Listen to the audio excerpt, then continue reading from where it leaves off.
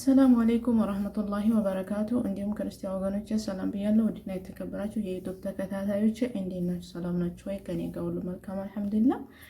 ዛሬ እንግዲህ ጉድ ሳይሰማ መስከረም አይጠባ ይላል ያገሬ ሰው። በጣም በሚያሳዝን ሁኔታ በሃይማኖት እየተደበቁ የሰው ገንዘብ መልካቸውን አሳምረው የሰው ገንዘብ የሚዘርፉ ወጣቶች ነው የምናየው ማለት ነው። እስኪ ቪዲዮውን እንየው። አሉ በዚህ አጋጣሚ ወንዶችን አያስገባም እና ምክንያቱም እንደሆነ ባላውቅም ወንዶችን አያስገባም፣ ሴቶች ነበር የሚሰበስበው። እኔ እንደዛ ሲያደርግ እኔ አንድ ጊዜ ጓደኛዬ እንደዚህ አንድን ሴት አጭበርብሮ አሳስሮኝ ምናምን እያለ አወራ። በዛ ምክንያት ነው ወንዶችንም አላስገባው ብሎ አወራ። እሺ ብሎ እንግዲህ የዘረፋውን ሲስተም ነው የምታዩት። መጀመሪያ ሃይማኖታዊ ጥያቄና መልስ በመጠያየቅ ነው። ወደ በኋላ ላይ ተሰሙታላችሁ የሚጀምረው። ከዛ በኋላ የሚያማምር ፎቶ ይለቃል ምናምን ታለፈ። ከዛም በኢንቦክስ መጥቶ ሰላም አለኝ። አሰላሙ አለይኩም ስለ ወአለይኩም ሰላም ብዬ መለስኩለት። በዛው መግባባት ጀመርን። መግባባት ሲባል እንደ እህትና እንደ ወንድም ነው እንጂ ሌላ ነገር የለም። ከዛም እንትን የሆነ ጥያቄ አላ ቲክቶክ እንደዚህ ማስተካከል እችላለሁ ምናምን ሲል አጋጣሚ ስልክ ተበላሽቶ ነበረ። በዛው ኮንታክት ተለዋወጥን። ከዛም በውስጥ አንዳንዴ ሰላም እንባባላለን። ከዛም እንደዚህ እናቴ ካንሰር ታማ እያለ ብዙ ጊዜ ያወራል እና እንደዚህ ሰው እንዴት ነው በእናቱ ያኔ እርግጠኛ ነኝ እናት የለውም። ምክንያቱም የሰው ልጅ በእናቱ ያውን በካንሰር ሊቀልድ አይችልም። ወይ እናት የለውም ያኔ እናት በህይወት የሉም እናቱ ማለት ነው። ምክንያቱም እናቱ በህይወት ያለችለት ሰው በተአምር ለእናቱ ይሄን በሽታ ሊሰጥ አይችልም። የወሬ ነው። አንዳንዱ ይመሳሰላል፣ አንዳንዱ ወሬ ደግሞ የተለያየ ነው። ከዛ በዛው አንዳንዴ ሰላም እየተባባልን በዛው እንደቀጠለ። ይህ ሲሆን በዚህ በላይቭ ላይ ሁሌ እንገናኛለን፣ ጥያቄና መልስ እንጠያየቃለን። እንዳልኩ ነው ያኔ ጥያቄና መልስ ነው፣ እንገባለን፣ ሌላ ወሬ የለም። ከዛም መጨረሻ ላይ ብር ፈልጌ ነበረ ምናምን ሲል ያው እናቱ በመታመሟ ምናምን ያው ሰው ነኝና አዝኛለሁ፣ ግን እንደዚህ ብር ይጠይቀኛል ብዬ አላሰብኩም፣ ምክንያቱም ከሚያወራው አንጻር። መጨረሻ ላይ ግን እንደዚህ ስራ መድኃኒት ቤት ነው ያለኝ፣ መድኃኒት ነው የሚሸጠው ምናምን እያለ ያወራልና ከዛም የዘፈን ዳርዳሩ እስክስታ ነው ትላለች አያቴ። ወላሂ ሱብሃንአላህ በጣም ነው የሚያሳዝነው በጣም እና አዳምጡትና በስተመጨረሻ ላይም ደግሞ ለኛ ለሴቶች የተላለፈ መልእክት አለ። መጨረሻ ላይ ከሰርኩኝ አለ።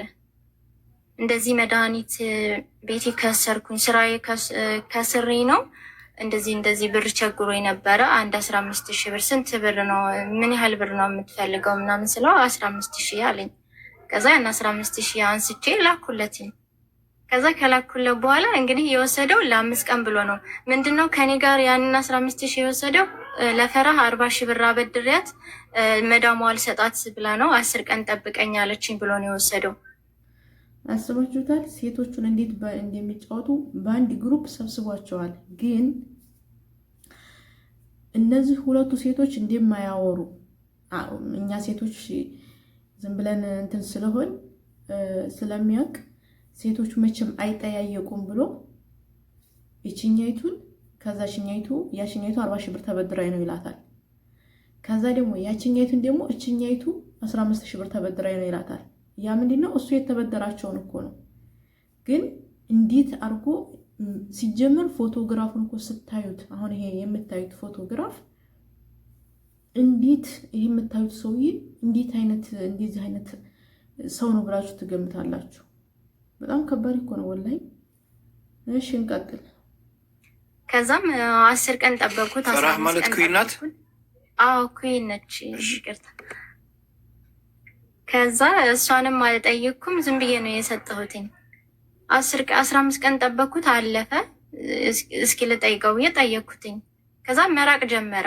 ከዛ በኋላ መራቅ ጀመረ። ያው አንድ ስጠይቀው ብቻ ይመልስልኛል፣ እንደ በፊቱ አይደለም። መጨረሻ ላይ ያው ፈራህ መጣች እኔ ጋ። እንደዚህ ነበረ 50 ሺህ ብር አበድሬው ላንቺ ብር አበድሮሽ ነበር ወይ አለችኝ። አይ እኔ አላበደረኝም። አይ እንደዚህ አባቷ ታሟል ብሎ ብር ሰጥቻት 15 ሺህ ስብሃንአላህ። የራሱን እናት አስታሙ ጭራሽ የሰው አባት ያስታምማል። አረ ምን አይነት አረ ቢስሚላ ሰታይ ሌላውን ዝም አለችኝ አለኝ አለች። አረ እንደዚህ አይነት ነገር የለም አልኳት። በዛው ተጀመረ በቃ። ከዛም ታገስ ነው። መጨረሻ ላይ ያው ዛቻ ስድብም አለው በጣም ብዙ ነገር ሲል በቃ እህቶቻችንን መማር አለባቸው ብለን ወደ አንተ ጋር መጣን። አህምሼ ያኔ እኛ እህቶቻችን እንዲማሩ ነው። ምክንያቱም አሁንም ዛቻም ስድብም አለው ብለሻል። ያው ምን ብሎ ነበር የሚሰራው?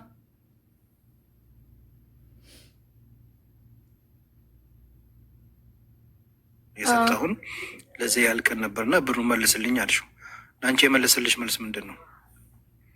እልካለሁ ነው እሱ ምላሹ፣ እልካለሁ ነው። መጨረሻ ላይ ግን የምታመጡትን ኮሜንት ላይ ዲጋረገ ይችላል አምጡ ነው ያለው። መጨረሻ ላይ የምላሹ የምታመጡትን አምጡ፣ እስኪ አያለውኝ የምታመጡትን አምጡ፣ ሶሻል ሚዲያ ላይ እንፖስታለን ስንለው እኛን ማስፈራራት ጀመረ። ልክ ፎቶ እንደያዘ ሰው ወይም የሆነ ሌላ ነገር። ለማንኛውም እንግዲህ በክፍል ልከፍለው ነው።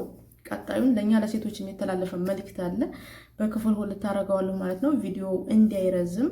ዋናው ነገር ምንድን ነው? እኛ ሴቶች በቃ እኛ የአረብ ሀገር ሴቶችን በተለይ ምን አይነት እንትን አድርገው እንደሚያስቡን አላቅም። በቃ አንዱ በሃይማኖት አንዱ በምንትስ አንዱ በቃ በተለያየ አይነት መንገድ በቃ በምን እንብላቸው ነው። በቃ እነዚህ አሁን ከአንዲቱ 50 ሺህ ብር ነው የተበደረው፣ ከአንዲቱ 15 ሺህ፣ ከዛ ደግሞ ሌሎችም አሉ ብሏል። እንግዲህ ይሄ ልጅ ሶሻል እዚህ ቲክቶክ ላይ እየመጣ ጥያቄና መልስ እስላማዊ ጥያቄና መልስ እያደረገ ነው። በውስጥ እየገባ ስንት ሰው በልቷል። ስንት ሰው እንደዚህ እየዘነጠ እየተቅለጨለጨ የሚለቀው በሰው ፎቶ ነው። በዛውም ደግሞ እናቱን የካንሰር በሽተኛ አድርጎ ማለት ነው። ስለዚህ አሁንም ደግሞ ልትኖሩ ትችላላችሁ። ፎቶ የወጣው የዚህ ልጅ ፎቶ የወጣበት ዋና ምክንያት ሌሎች ሴቶች እንዲያትታለሉ፣ ሌሎችም የተበላችሁ ካላችሁ ወደ ሙቤ ማሰላም ይሉና ማመልከቻ ያስገቡ። በክፍል 2 ግን ለኛ ለሴቶች መረር ያለ መልእክት አንዱ ወንድማችን አስተላልፏል ማለት ነው። እንሰማዋለን። ለዛሬ ግን እዚሁ ይበቃና። አሰላሙ አለይኩም ወራህመቱላሂ ወበረካቱ።